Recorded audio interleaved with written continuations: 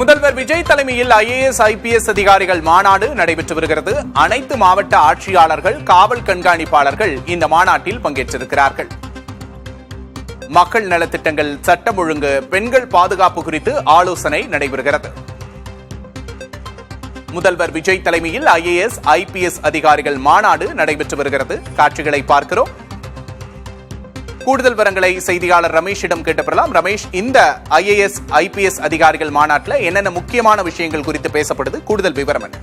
அதாவது இந்த மாநாட்டில் அரசினுடைய திட்டங்கள் கடைக்கோடி மக்கள் வரை சென்று சேருகிறதா என்பது குறித்து ஆய்வு செய்யப்பட இருக்கிறது. அதே போல மாவட்டங்களையும் சரகங்களையும் சேர்ந்த போலீஸ் எஸ்பிக்கள், போலீஸ் டிஐஜிக்கள், ஐஜிக்கள் ஆகியோர் சட்டம் ஒழுங்கு மற்றும் குற்ற சம்பவங்கள் அது தொடர்பான நடவடிக்கைகள் குறித்து பேசுவார்கள். இந்த மாநாட்டின் தொடக்கத்தில் முதலமைச்சர் தற்போது வரவேற்பு உரை ஆற்றியிருக்கிறார். தாவேக ஆட்சி அமைந்த ஒரு மாதத்தை கடந்துள்ள நிலையில் சென்னை தலைமைச் செயலகத்தில் இந்த 2 நாள் மாநாட்டுக்கு ஏற்பாடு செய்யப்பட்டிருக்கிறது. இந்த மாநாட்டில் பங்கேற்பதற்காக போலீஸ் டிஜிபி, அனைத்து அரசு துறை செயலாளர்கள், மாவட்ட கலெக்டர்கள், போலீஸ் எஸ்பிக்கள் என அனைத்து IPS அதிகாரிகளும் வந்திருக்கிறார்கள். இந்த மாநாட்டை 3 அமர்வுகளாக பிரித்து நடத்த திட்டமிடப்பட்டிருக்கிறது. முதலில் சட்டம் ஒழுங்கு தலைப்பில் ஆய்வு மேற்கொள்ளப்பட இருக்கிறது.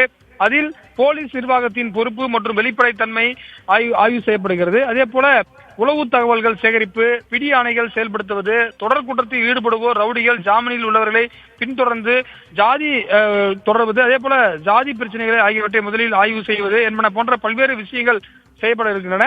அதே மட்டும் இல்லாமல் பல்வேறு பெண்கள் மற்றும் குழந்தைகளுக்கான திட்டங்களை எந்த அளவுக்கு செயல்படுத்துகிறார்கள், அதே போல சைபர் குற்றங்கள், பெண்கள் மற்றும் குழந்தைகளின் பாதுகாப்பிற்காக தன்னார்வர்கள் சங்கங்கள் போன்ற அமைப்புகள் ஒருங்கிணைப்பது போன்றவற்றில் ஆலோசனையும் மேற்கொள்ளப்பட இருக்கிறது. போதையில்லா தமிழகத்தை உருவாக்குவதற்கான பல்வேறு விதமான ஆலோசனைகளும் இந்த கூட்டத்தில் வலியுறுத்தப்பட இருப்பதாக தகவல் வெளியாக இருக்கின்றது. விக்னேஷ். நிச்சயமாக ரமேஷ், தாவேக அரசு அமைந்த பிறகு ஒரு மிகப்பெரிய ஷஃபிள் நடந்தது IAS IPS அதிகாரிகள் பதவியில். அதற்கு பிறகு இந்த மாநாடு நடைபெறுவது மிகுந்த முக்கியத்துவம் பெறுகிறது. கூடுதல் விவரங்களுக்கு நன்றி ரமேஷ்.